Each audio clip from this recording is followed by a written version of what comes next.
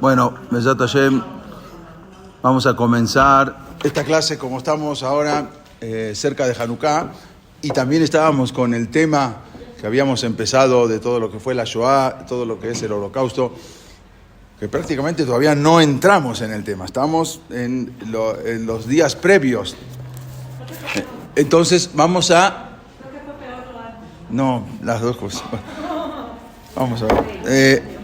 Entonces vamos a entrar un poco en el tema de lo que es el Hanukkah en el Holocausto. Pero antes vamos a ver un suceso quizás muy conocido por la gente, no con tanto detalle, que había pasado previo a lo que fue el Holocausto, cuando la gente estaba tratando de salir de Alemania, cuando los Yehudim buscaban cualquier medio para poder salir, escaparse e irse a América o algún otro país, porque bajo lo que fue el nazismo se había prohibido, como sabemos, a los judíos casi todas las profesiones se les había prohibido a los judíos en Alemania y en muchos países. También habíamos hablado en Polonia que muchas de las profesiones se les prohibieron, e incluso también se les prohibieron pisar muchos espacios públicos. Por ejemplo, a los jardines, a las plazas, no podían ir. Decía carteles, que luego lo vamos a ver, prohibido el acceso a perros y a judíos. En muchos de yo los vi personalmente cuando estuvimos una vez en Lituania. Y en muchos lugares estaba así también. Que se les prohibía el acceso a espacios públicos. Obvio que ni que el teatro, el cine y universidades, todo eso estaba prohibido.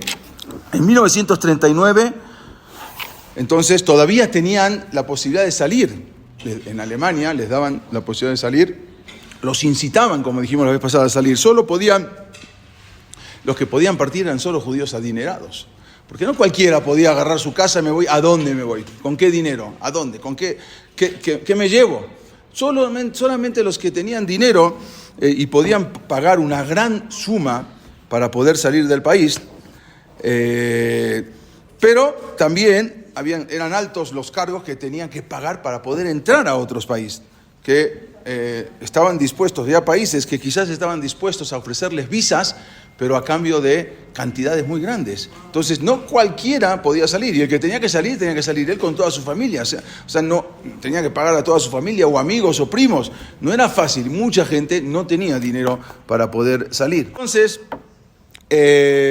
muchos judíos, su principal destino era salir e irse a los Estados Unidos. Ahí era donde habían tenido parientes que ya se habían ido de antes.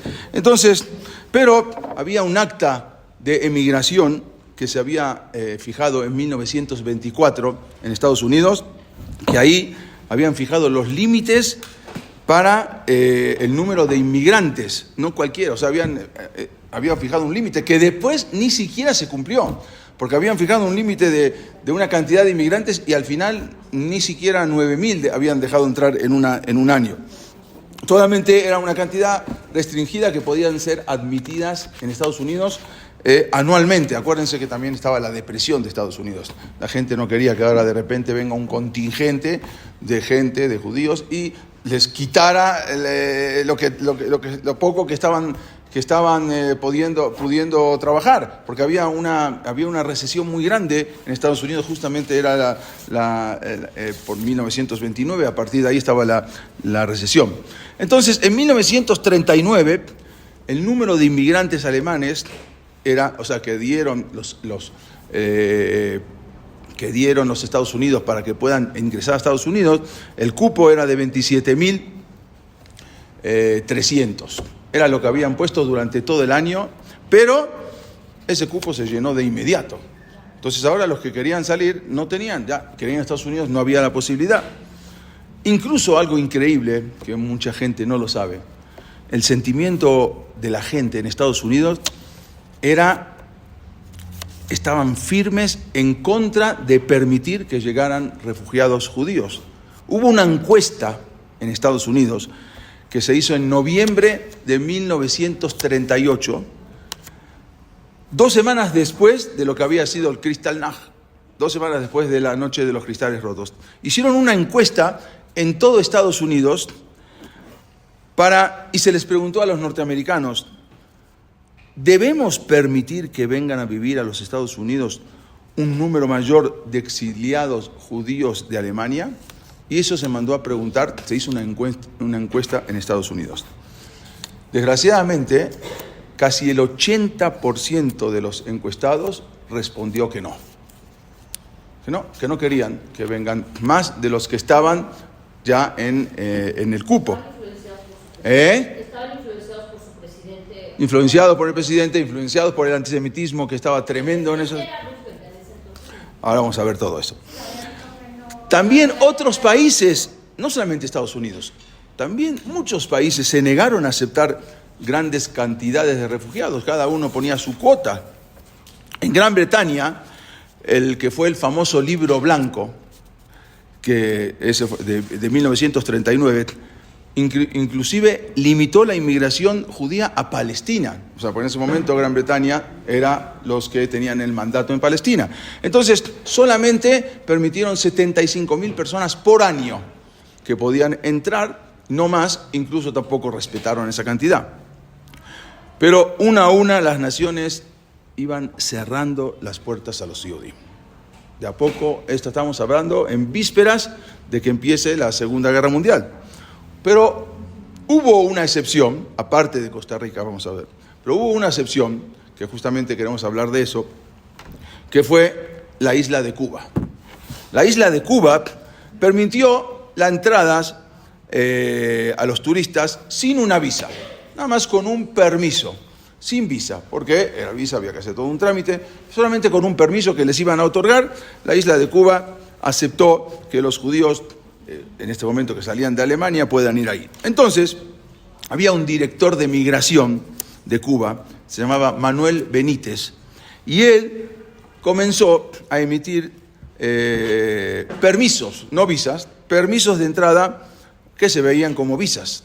Entonces, él empezó a emitir todo esto. Era una forma de ganar mucho dinero, ya que él cobraba $150, estamos hablando en aquella época, $150 en 1939, era una cantidad grandísima por persona, ¿sí? Así sea niño, bebé, mujer, adulto, $150 por persona. Y entonces cientos de judíos desesperados pensaron que, bueno, Cuba les permitiría entonces escapar de los horrores de lo que fue la Alemania nazi. Entonces decían, bueno, vamos a Cuba, no tenemos otro lugar. A cientos de judíos entonces les permitieron salir de Alemania, pero con la condición de que tenían que firmar y comprometerse a no regresar nunca jamás. Entonces te vas, firmas, pero nunca más regresas a Alemania. Y si llegas a regresar, entonces ahí van a venir los castigos. Entonces muchos tuvieron que firmar. Si alguna vez regresaban a Alemania, inmediatamente volverían a ser enviados a los campos de concentración. Esa fue la condición, por lo tanto tuvieron que firmar eso para no volver. Entonces, estos eran los permisos que vemos acá, los permisos de entrada que les dieron a los alemanes que salían para ir a Cuba, a los alemanes y judíos. Entonces, más de 900 judíos compraron un pasaje, compraron en el crucero, un barco se llamaba San Luis, que había partido de Hamburgo, Alemania, con destino a La Habana. Ellos compraron, les salió muy caro, pero ellos tenían posibilidad de comprar y adquirieron ese boleto. En verdad, este barco era un barco de lujo, aunque ninguno de sus pasajeros estaba de vacaciones. Pero lo primero que encontraron, agarraron ese barco y pagaron para poder salir de Alemania y dirigirse hacia Cuba. Las fotos que vemos son reales. Todas las fotos que vamos a ver son reales del momento de la partida, cuando salieron de Hamburgo. Había adultos, niños, bebés, mujeres. Prácticamente todos los 937 pasajeros que estaban a bordo eran refugiados judíos. Todos los que salían iban con destino hacia Cuba. Cuando eran pasajeros que se escapaban de la Alemania nazi, del Tercer Reich. Entonces, el 13 de mayo de 1939, estamos hablando ya a vísperas de la Guerra Mundial, el barco, ya había casi empezado la guerra, el barco zarpó del puerto de Hamburgo.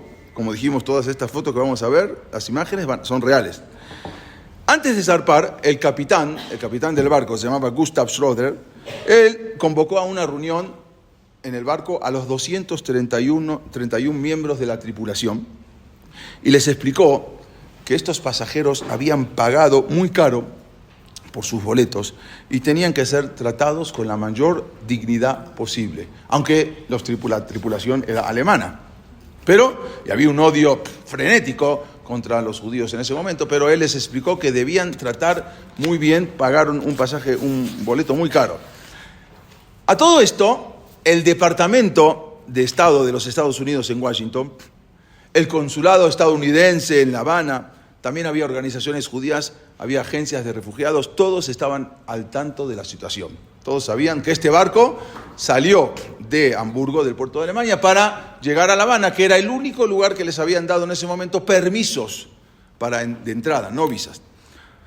Desafortunadamente, este es el barco por adentro, como dijimos, es un barco de lujo, pero sin embargo ellos, como dijimos, no estaban de vacaciones, se estaban trasladando a un lugar para salvarse. Desafortunadamente, los propios pasajeros lo ignoraban y la mayor parte de ellos al final serían regresados otra vez a Europa. Vamos a ver, desde que lo que fue el Kristallnacht, que fue ahí una persecución antisemita que habíamos estudiado ya el 9 y el 10 de noviembre de 1938, los nazis habían estado intentando acelerar, como dijimos, el ritmo de la emigración forzosa de los judíos. Habíamos dicho que los incitaban a que se vayan sin nada y firmar que no volverían más. El Ministerio de Asuntos Exteriores alemán y el Ministerio de Propaganda de nazi, como dijimos la vez pasada, Goebbels, se llamaba Joseph Goebbels, él esperaba la negativa de otros países. Él sabía que ese barco salía, pero estaba esperando que los países le nieguen y al final el barco no tenga rumbo, no tenga dónde ir y regrese a Alemania para mandarlo a los campos de concentración. Entonces, todo eso, con su propaganda, él estaba contribuyendo a la realización de los objetivos, lo que era antisemita del régimen. O sea, él quería imponer, como sabemos, en todo el mundo, no solamente en Alemania. Querían mandar y avisar a la gente. Todo esto, cuando estaban subiendo al barco, todos los niños que había, grandes, adultos, y esto es lo que habíamos dicho, que esta era el lema de ¿no? Una mentira repetida 1000 veces se convierte en una realidad, y eso es lo que decía. Uno de los lemas de él era: miente, miente, miente, que algo quedará. Cuanto más grande sea una mentira, más la gente lo creerá. Y eso era el lema de él. Incluso, entonces, el capitán también, cuando estaban en el barco, les ordenó a la tripulación que quiten un enorme retrato que había de Adolf Hitler en el barco. Entonces, porque por respeto a los judíos, mandaron a quitar en el gran salón que había para que los huéspedes judíos no se sientan incómodos. Esa noche el capitán escribió en su diario: hay cierto nerviosismo entre los pasajeros. A pesar de eso, todos parecen estar convencidos de que nunca volverán a ver Alemania. O sea, como que estaban con nervios, pero sabían que ya se fueron.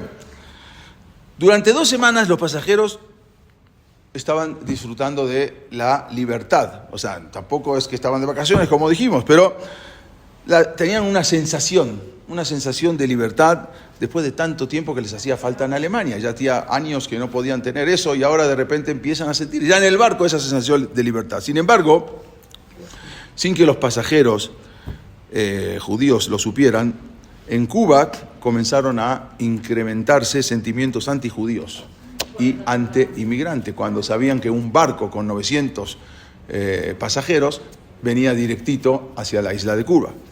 Entonces, las autoridades de Cuba estaban bajo una intensa presión de la gente si permitir o no a los judíos que ya estaban de camino y que un comandante de inmigración les había dado el permiso. No es que venían sin permiso, tenían un permiso de entrada. Incluso, antes de que el barco saliera de Hamburgo, los periódicos derechistas cubanos que tenían sentimientos profascistas, anunciaron la inminente llegada de la nave y solicitaron que se pusiera fin a la continua admisión de refugiados judíos. O sea, ya estaban presionando, ya no hay que recibir a esa gente. No hay. Entonces la gente en Cuba empezaron a hacer manifestaciones. Cuando después se denegó, vamos a ver, la entrada a Cuba, los pasajeros del Sandwich y lo que fue la prensa estadounidense, la prensa europea, llevaron esta historia a millones de lectores en el mundo. O sea, se hizo muy famosa esta historia porque fue una historia que fue muy bien documentada, que el barco venía y lo fueron filmando en el trayecto y lo fueron filmando hasta que llegaron y fueron sacando fotos hasta que llegaron a Cuba. Es lo que vamos a ver. A pesar de que por general los periódicos estadounidenses relataban la situación de los pasajeros, decían los pasajeros que vienen y tenían un alto grado de compasión, pero solo unos pocos periódicos sugirieron que los refugiados tenían que ser admitidos en Estados Unidos como una cuota extra a la cuota que ya habían admitido. Algunos pocos periódicos, la mayoría solamente comentaban el caso y nadie opinaba nada. Sin saberlo, los pasajeros ahora iban a convertirse en víctimas de una amarga lucha interna entre los integrantes del gobierno de Cuba, porque ahora, mientras venían en camino, los mismos del gobierno se empezaron a pelear. Varios periódicos, como dijimos, de La Habana, y presten atención a esto, periódicos de todo Cuba, fomentaban estos sentimientos y publicaban que no hay que recibir a los judíos porque los judíos son comunistas y en Cuba no queremos comunismo. Así mandaron a publicar en varios periódicos: aquí no queremos comunistas. Incluso se hizo una manifestación antijudía en Cuba que participaron 40.000 cubanos. Fue la mayor convocatoria que hubo alguna vez en Cuba. Hasta ahora nunca hubo una manifestación de 40.000 personas en Cuba. Hasta ahora. La única manifestación en Cuba que albergó 40.000 personas fue esa manifestación antijudía para no recibir a los que venían y supuestamente iban a convertir en la Cuba socialista.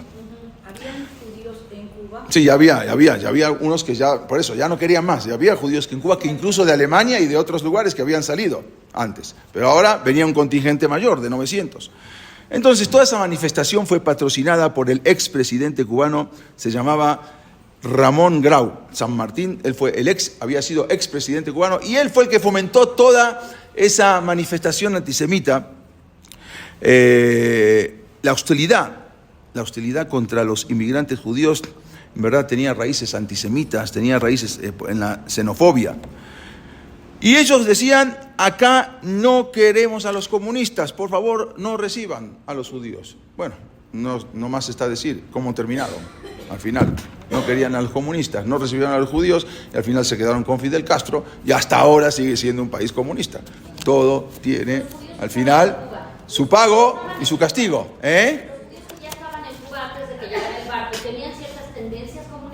No, nada, ninguna tendencia, decían así. Porque en Rusia, ya habíamos estudiado que lo que fue la revolución bolchevique, habían participado muchos judíos, como dijimos también. Pero así era el comentario en todo el mundo.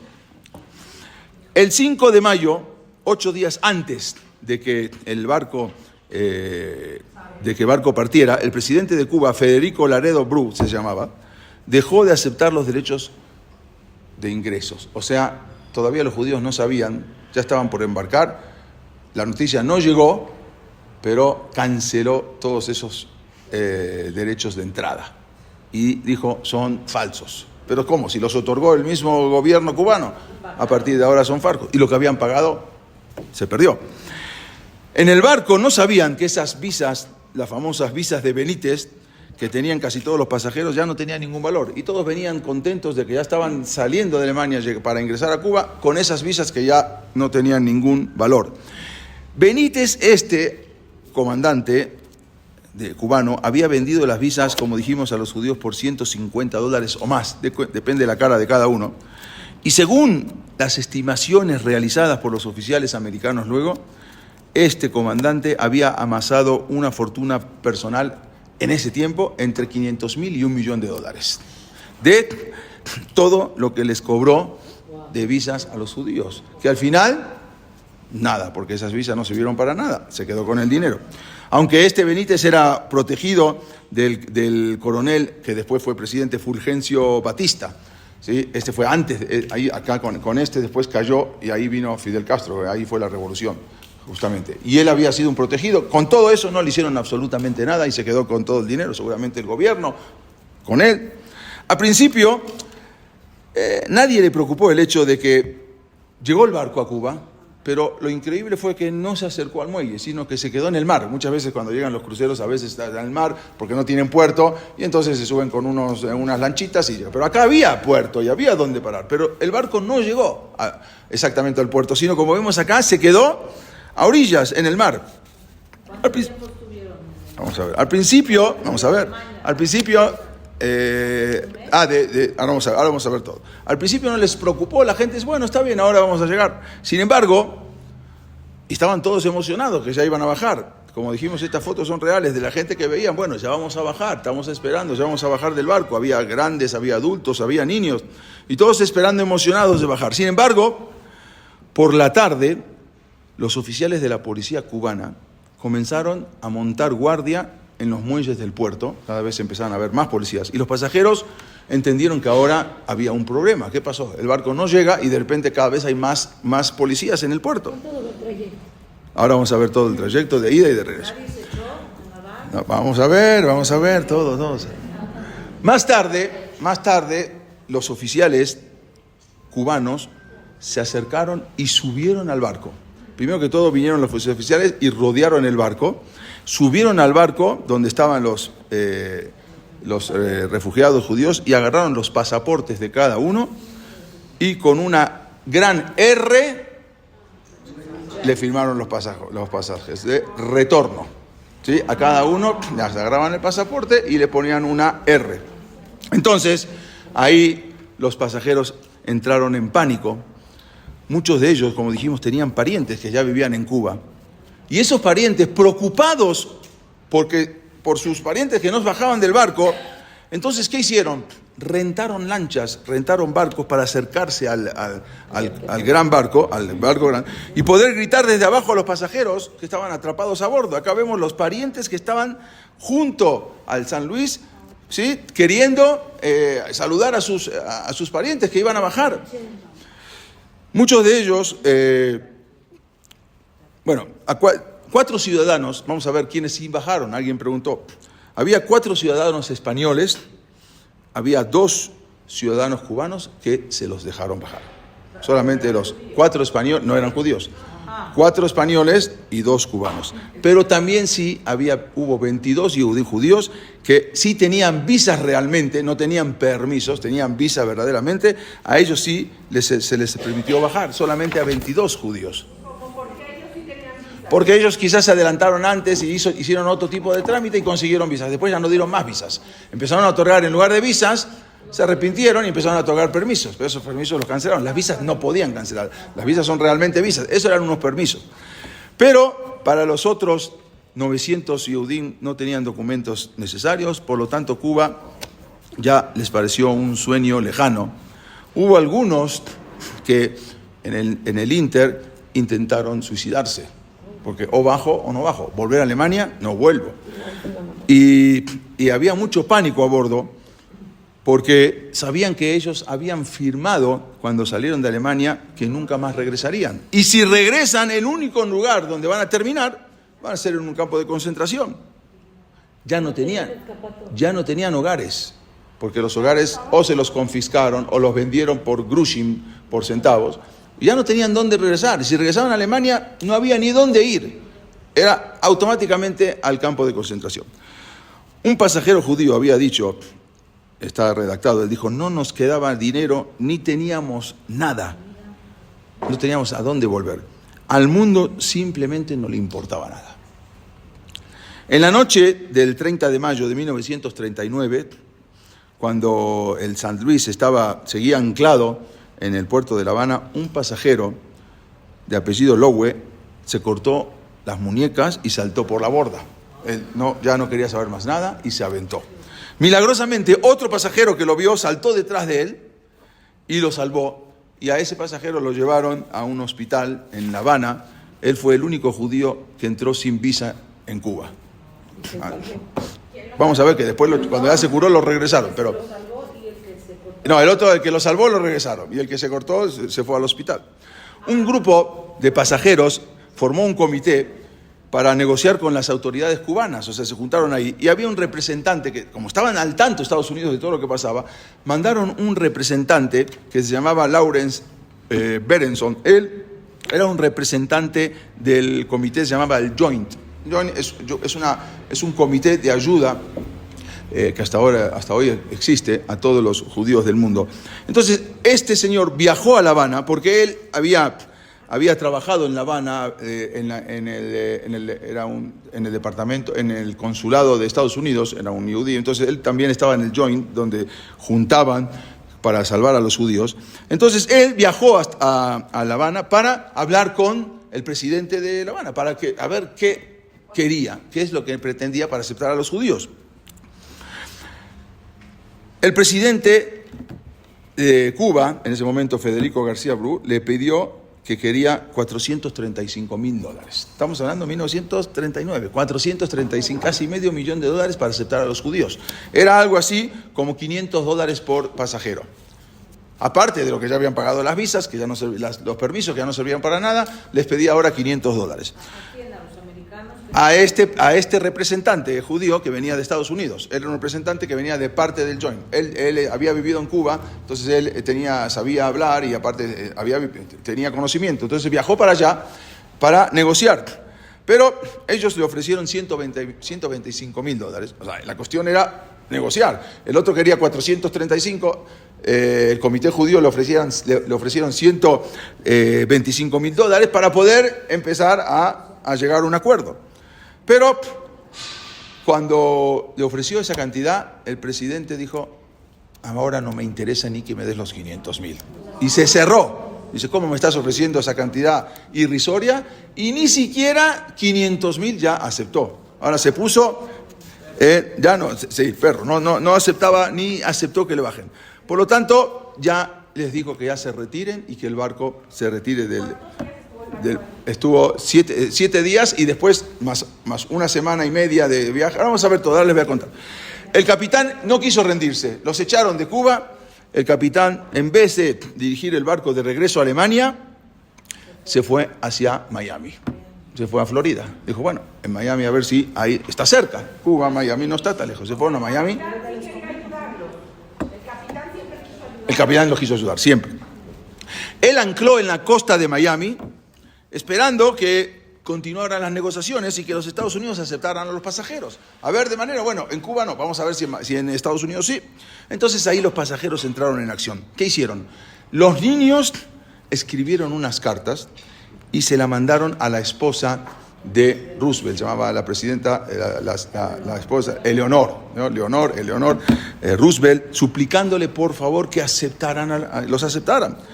Los pasajeros adultos también enviaron un telegrama al presidente Roosevelt, o sea, por todos lados para que por favor los aceptara. Y le decían, el telegrama dice: urgente repetición del pedido de ayuda para los pasajeros del San Luis, señor presidente, ayude a los 900 pasajeros, entre ellos más de 400 mujeres y niños. Por favor, les pedimos que nos ayude y que nos reciba. Sin embargo, Roosevelt no respondió absolutamente nada. Los periódicos norteamericanos cubrieron extensamente toda esta situación. Muchos señalaron que el barco se estaba quedando sin agua, el barco se estaba quedando sin comida.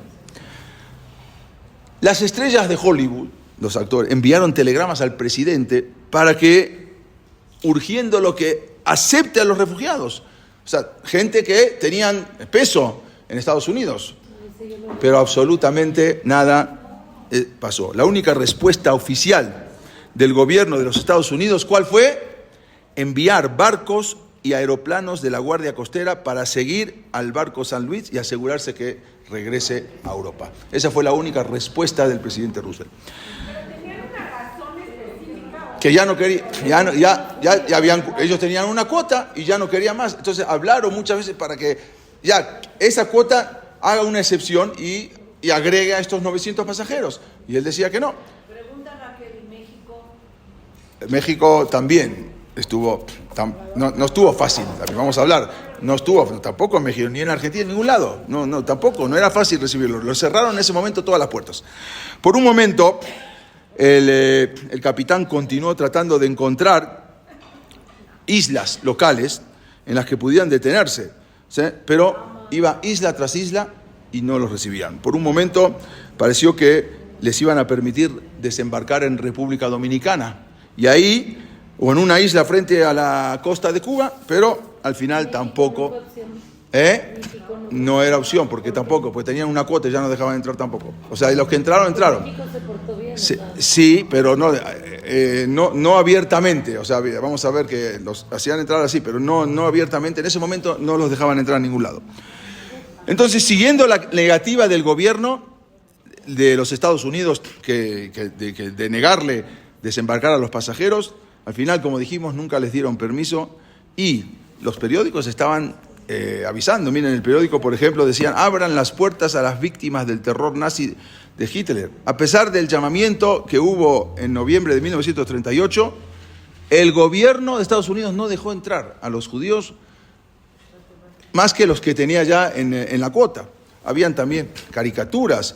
Acá hicieron una caricatura en ese momento, en 1938, que decían en un periódico, decían lágrimas de cocodrilo, de Roosevelt, que decía: no los puedo recibir, por favor, atiéndame, no los puedo recibir. Y los judíos acá abajo, que no, entonces se los iban, váyanse al sur, denme su dinero y nosotros después los vamos a recibir. Bueno, todo esto era listas de regalo, todo eran caricaturas y cosas, memes, como eran en ese momento, ¿no? Que les hacían a los judíos. Entonces hubo varios periódicos que en ese momento reportaron todo lo que sucedía. Al final, como dijimos, no le dieron permiso y el comité del Joint siguió trabajando, aunque el barco ya iba de regreso a Europa, siguieron trabajando para evitar que los pasajeros regresaran a Alemania. Bueno, vamos a Europa, pero vamos a otro país, que no regresen a Alemania. Entonces, el 13 de junio, cuando el San Luis todavía estaba en el mar, anunciaron un acuerdo. O sea, llegaron a un acuerdo porque el barco llegó a Amberes. Entonces, el comité había prometido $500,000, el Comité de Salvación Judía, a cuatro países, que fueron Gran Bretaña, Francia, Holanda y Bélgica, que aceptaron recibir a los pasajeros. Nada más que acuérdense que, sacando Gran Bretaña, todos los demás países al final entraron los alemanes y se los llevaron igual. Pero esos aceptaron, Gran Bretaña, Francia, Holanda y Bélgica aceptaron recibir a los pasajeros. El barco, habían llegado, a cambio de dinero, habían llegado a Europa, a Amberes, los pasajeros, entonces sintieron que ahora tuvieron una repentina salvación, pensaron, de una muerte casi segura. En vez de regresar a la Alemania nazi, seguramente ahora podrían estar en esos países, construir una nueva vida. Entonces, el 17 de julio, el barco, como dijimos, ancló en Amberes y desde ahí los pasajeros fueron enviados a sus nuevos hogares, aunque no tenían. Inglaterra aceptó recibir a 287. O sea, dijeron: la cuota, te acepto solamente 287. Incluso Max Lowell, que se había tratado de suicidar, una vez que se recuperó en el hospital, ¿qué hicieron? Lo obligaron a salir de Cuba y viajar a Inglaterra. O sea, tampoco dejaron ni siquiera a que se había tratado de suicidar. Nomás ingresó temporariamente hasta que se curó. Le dieron las curaciones y de ahí lo mandaron a Inglaterra. Y menos mal que lo mandaron a Inglaterra. Francia recibió a 224 pasajeros, Bélgica recibió a 214 y Holanda a 181. Cada uno era lo que podían. Sí, hasta ahora. 181. Los refugiados no podían saber que muy pronto la mayoría de esos países iban a caer en manos de los alemanes y sus comunidades iban a ser destruidas. Quiere decir que esos mismos pasajeros también terminaron en los campos de concentración, menos los que estaban en Inglaterra. Todos los demás fueron detenidos y mandados a los campos de concentración. En Francia, en Bélgica y en Holanda. Cuando llegaron los alemanes, qué no? Londres no pudieron, ahí no llegaron, ahí después se levantaron los aliados. Entonces, muchos tenían parientes en el exterior, algunos lograron obtener visas para otros países, pero de los pasajeros originales, 87 lograron emigrar fuera de Europa. O sea, de todos esos que entraron ahí, solamente 87 salieron con sus parientes fuera de Europa antes de que Alemania se apoderara de lo que fue el continente. Prácticamente todos los pasajeros que llegaron a Gran Bretaña fueron los que sobrevivieron. Solamente esos, todos los demás ya no. Recibieron ayuda económica del comité del Joint para salvarlos, aunque cada país le pidió una cuota muy grande, o sea, no era gratis que los recibían, siempre había un interés. Sin embargo, como dijimos, los pasajeros que fueron obligados a vivir en Francia, en Bélgica, en Holanda, todos esos pasajeros al final sufrieron toda la furia asesina de los nazis más adelante. No, había un comité, ellos no pagaban las cuotas, un comité de Estados Unidos, de judíos de Estados Unidos, que juntaban dinero para pagar a los países para que los reciban. De los pasajeros del San Luis, 274 al final terminaron asesinados en el Holocausto. 274 que fueron los que volvieron y los que no salieron de ahí a otros países. La mayoría terminaron en Auschwitz y en Sobibor, que fue una desgracia. Todo lo que el gobierno cubano no quiso aceptarlos originalmente donde iban, que les vendieron las visas y todo, porque no querían ser un país socialista. Al final, ¿cómo terminaron? Nada más veamos, hasta hoy en día son comunistas y no dejan de ser comunistas. Ustedes no querían a los Yehudim por ser comunistas, ahora les voy a mandar a Fidel Castro y van a ver lo que es, y hasta ahora sufrieron lo que es comunista. Lo destituyeron cuando subió el otro, después hubo una revolución, la revolución se escapó y ahí subió Fidel Castro y hasta ahora está lo que está.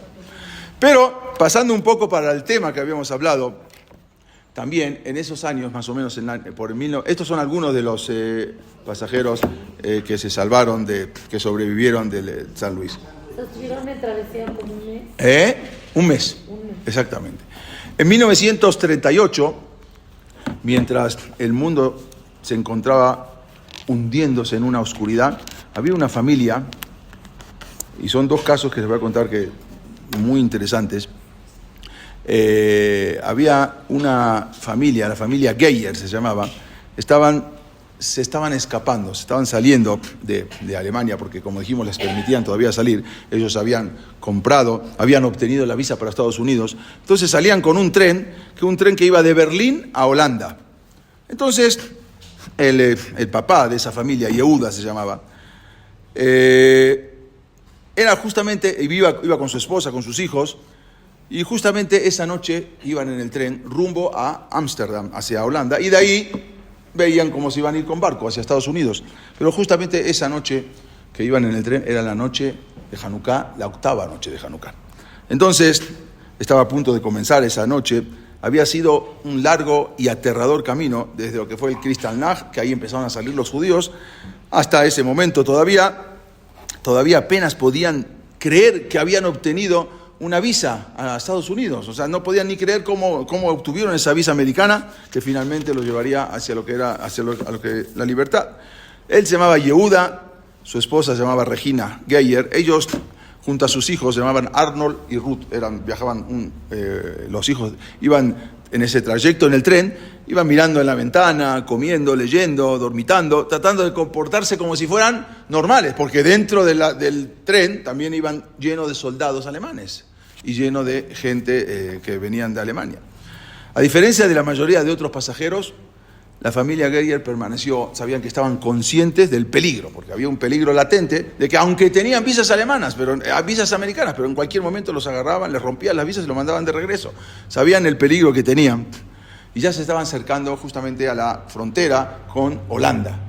Entonces ahí, en ese momento, ahí subían los guardias a checar y revisar a todas las personas. Y ese era el problema que ahí tenían. Ahí los nazis, la policía de Alemania y los oficiales de la Gestapo, ahí estaban presentes y subían y verificaban cada pasaporte y cada visa. Les podían decir que eran visas falsas o lo que sea. En ese momento tenían esa preocupación, pero había otra preocupación. La preocupación era que ya era de noche, se estaba poniendo, y era el octavo día de Hanukkah. Entonces, ¿qué hacemos? ¿Cómo vamos a encender una Hanukkah acá en el tren delante de todos los nazis. Era imposible. Él era un judío ortodoxo, él había sido Hazán toda su vida. Entonces, y se había dedicado siempre a lo que fueran los caminos de la Torá. Sin embargo, el problema es que aquí estaba casi ya entrando la noche y había que prender la Hanukkah, pero la esposa le dijo, no, pues estás mal, no hay manera. Él tenía cómo encender, llevaba una Hanukkah y llevaba ahí unos cerillos que podían encender. Entonces, la esposa le dijo, estamos rodeados de gente extraña, y solamente de encender un cerillo o decir una verajá, vas a llamar la atención inmediatamente de toda la gente que está acá. Es imposible. Pero la esposa vio que el marido tenía una lucha interna. ¿Qué hago? ¿Prendo, no prendo? ¿Le digo que estoy prendiendo otra cosa? A la esposa le dijo, mira, todo a Akadosh Baruj Hu todo lo ve. Y si tú tienes la intención de encender y no puedes, haz de cuenta que ya la encendiste. Dios lo va a tomar como si fuera que lo encendiste. Estamos en una sakaná, es un peligro. Sakaná nefashot, es un peligro de vida. Aceptó Yehuda con lo que le dijo la esposa, la recomendación, y por lo tanto ya no siguió con sus intenciones. Pero era un lugar en ese momento de tal oscuridad espiritual que él sentía que la luz de la Hanukkah era muy importante en ese momento. Sobre todo era la 8ª noche. Entonces dijo, bueno, por lo menos encender una, porque sabemos que la halajá es que una persona que no tiene puede encender una y sale de Jehová, cumple, aunque sea el 3er, 4º, 5º día, con una que encienda, si es que no tiene más, cumplió. Las demás son hidur, las demás son para embellecer la misma, pero la halajá es una. Entonces, pero bajo estas circunstancias, ¿cómo iba a prender la Hanukkah? Pero ¿cómo no podía hacerlo? Entonces, él le pidió a Dios, y en ese momento, una otra vez, él estaba desesperado. Pero de repente algo pasó insólito. De repente el tren en el camino se detuvo bruscamente, paró. Nadie entendía qué pasó. Pasó en una estación que no tenía que parar, para en la estación. Y de repente el tren esperó ahí, nadie entendía qué pasaba. 10 minutos estuvo parado. Y en ese momento era el momento terrible, porque iban a subir ahora, ya estaban a punto de llegar a la frontera y iban a subir las Gestapo para revisar los pasaportes, se preparaban para revisar todos los documentos, estaban temblando ellos, sintieron que su cuerpo estaba inmóvil y se sentían como congelados de miedo. Está bien, quizás la pasaban, pero puede ser que no. Una sola respuesta equivocada o un acto de nerviosismo podría significar la diferencia entre lo que fue la fuga y el encarcelamiento. O sea, además que se equivocaban o contestaban mal o algo, iba a ser la diferencia entre la vida y la muerte. Pero entonces sucedió lo que fue un Nes de Hanukkah.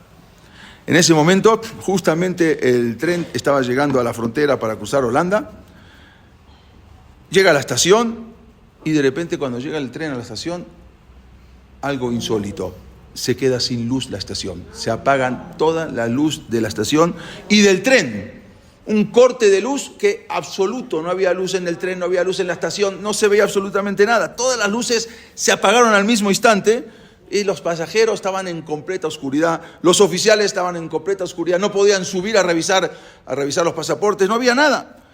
Aprovechó Yehuda sin vacilar un solo segundo. En ese momento tenía en su abrigo, salió en su maleta que tenía arriba, metió la mano, sacó ahí del bolsillo, sacó un pequeño paquetito y antes de que nadie se diera cuenta tenía como una Hanukkah, pero no era Hanukkah sino como unas velitas, encendió con un cerillo, prendió una y prendió las 8, no una, las 8 velas en el tren, en la ventana del tren. Luego los puso en hilera sobre la ventana y empezó a decir las bendiciones de Hanukkah, las verajot. Mientras la familia, era lo único que había de luz en toda la estación, mientras la familia estaba asombrada y incluso hasta encendieron el shamash. Bueno, estaban ahí, sus rostros irradiaban de felicidad, de paz, pero en ese momento ven que se acerca corriendo la Gestapo y vienen corriendo hacia su vagón. El ruido de esas botas golpeando era algo impresionante. Sin embargo, Yehuda continuó enfocando sus pensamientos en lo que fue la Hanukkah. Él no estaba pensando en eso. Cuando de repente entran al vagón la Gestapo y él ya estaban preparados, ellos estaban para lo peor. Sabía que ni modo, ya, que Hashem nos ayude. Sin embargo, los oficiales se dieron cuenta que ahora tenían una oportunidad que se presentaba, que a la luz de esas velas podían ahora revisar los pasaportes de la gente. Entonces, les agradecieron mucho y les agarraron unas velitas para poder ir vagón por vagón. Y le agradecieron mucho porque nadie traía velas en ese momento, que ellos trajeron velas, les agradecieron personalmente por haber tenido la previsión de llevar velas en su viaje. Nunca se imaginaron. Mientras tanto, la familia permanecían congelados, no abrían la boca.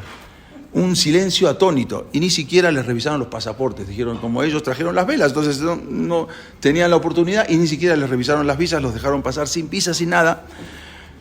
Pero ellos no podían moverse. En ese momento, cuando pasan como 15 minutos, ellos habían llevado unas velas, les quedaban, cuando ya eran unas velas chiquitas, cuando se empiezan a apagar esas velas, de repente se enciende la luz de la estación y del tren. Vuelve toda la luz a todo el tren, algo increíble. Y en ese momento se empezó a encender todo y asombrados por todo lo que acababa de pasar, entonces él agarró a su hijo que tenía 12 años y con lágrimas le dijo, mira, recuerda hijo mío este momento, así como en la época de los Hashmonaim, de los Macabín, aquí también ocurrió un milagro. Y eso fue lo que sucedió, algo insólito, algo increíble que había pasado, que también en vísperas de Hanukkah. En medio de todos los, pero no solamente en el tren, vamos a ver qué pasó también adentro de los campos de concentración, en medio de los horrores del holocausto. Muchos Yudim encontraron formas de celebrar Hanukkah. Algunos, desde tallar menorá en bloques de madera robados, también creaban mechas improvisadas con restos de grasa, restos de hilos sueltos, usados. Los reclusos de los campos de concentración tenían diferentes formas encubiertas de ver cómo hacer Hanukkah. En uno de los campos de concentración, en la República Checa, Terezín se llama, o Terestad, ¿no? Terezín, que ahora lo vamos a ver. En uno de esos campos de concentración había poca luz, especialmente en diciembre, no había mucha luz y enseguida se oscurecía. Ahí alrededor de 141.000 judíos pasaron por ese campo de concentración de Terezín. No sé si alguna vez fueron a este campo de concentración. De los 141.000 que pasaron por ese campo, solamente 23.000 sobrevivieron.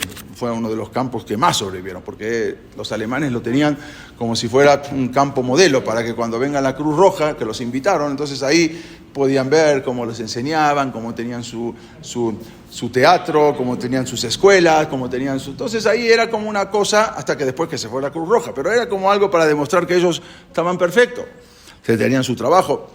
Los que sobrevivían casi siempre después eran llevados a otros lugares, pero incluso en este campo, rodeados de la desesperación, los habitantes de este campo lograron en alguna forma extraer ese poco de alegría. A finales de 1942 alguien robó un gran bloque de madera de los nazis que se dirigían ahí al campo y tallaron en ese bloque de madera una Hanukkah. Era un tallador y talló una Hanukkah, un tipo especial de Hanukkah. Incluso le puso una inscripción arriba de la Hanukkah, Mi Kamoja Ba'elim Hashem, arriba de la Hanukkah. Y él mismo la talló, obvio, la escondía en esa Hanukkah. ¿Quién como tú, Hashem, en el cielo?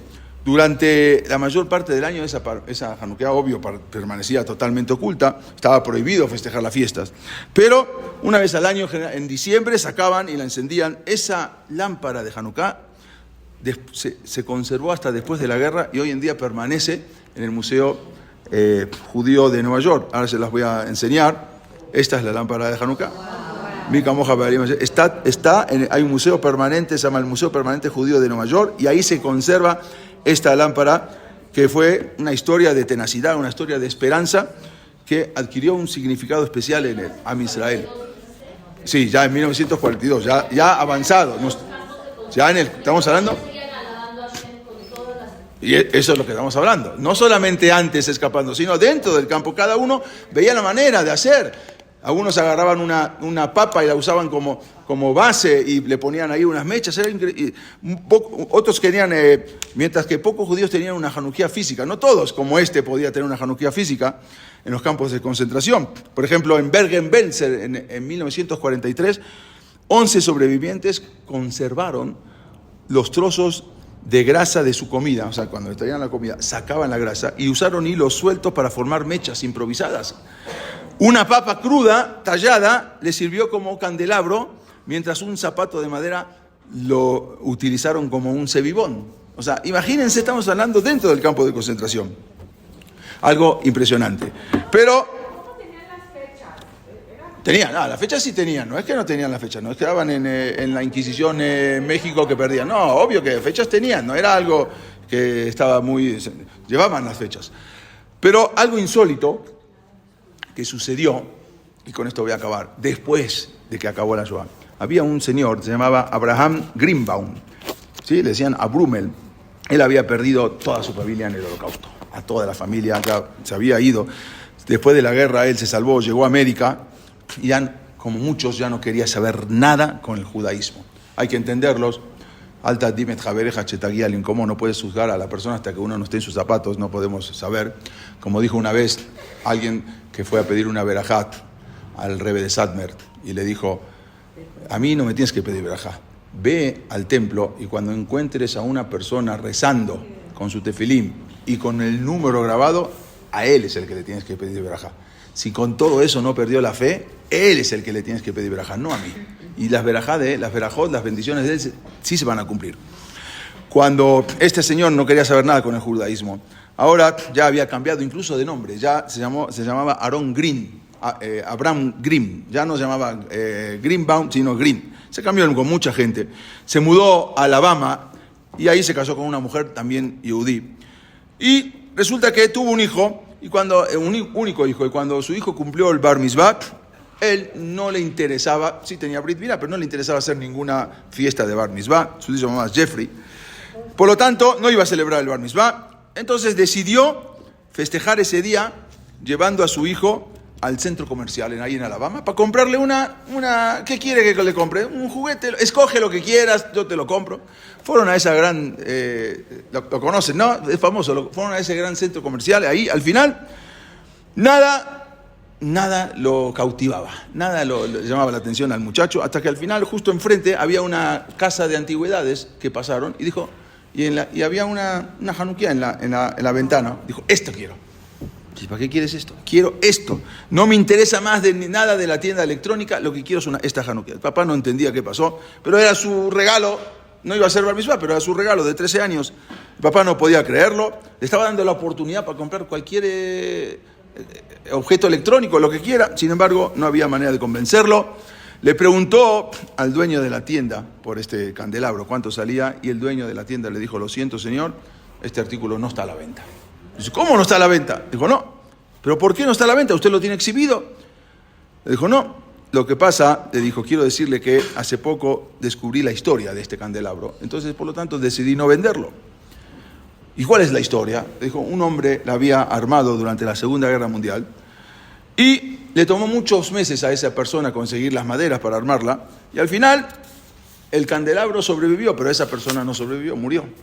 Por lo tanto, este es un objeto de colección y no lo quiero vender.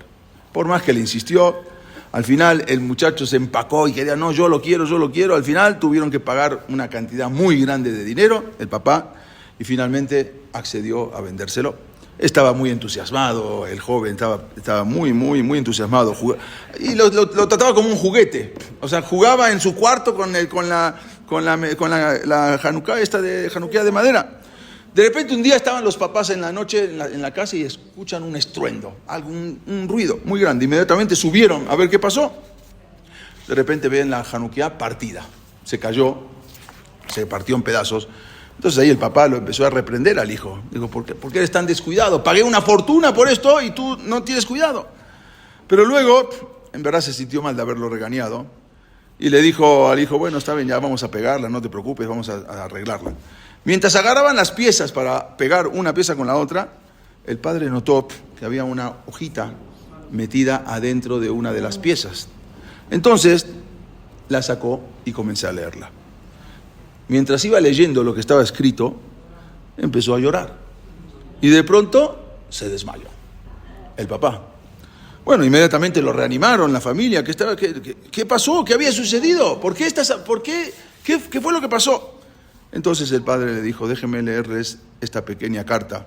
Estaba en Yiddish, él sabía leer Yiddish. Decía, para quien encuentre esta Hanukkah, quiero que sepa que la construí sin saber si alguna vez yo tendría la oportunidad de encenderla.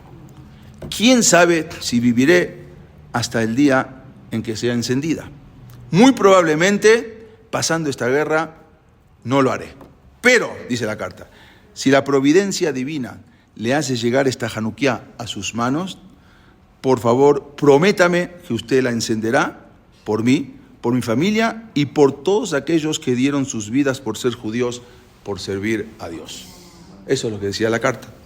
En ese momento, el papá levanta la mirada a su familia y con lágrimas en los ojos y una voz entrecortada, una voz ahogada, dijo: la carta está firmada por mi papá. Imagínense, todos los presentes que estaban ahí se quedaron absortos, no podían entender.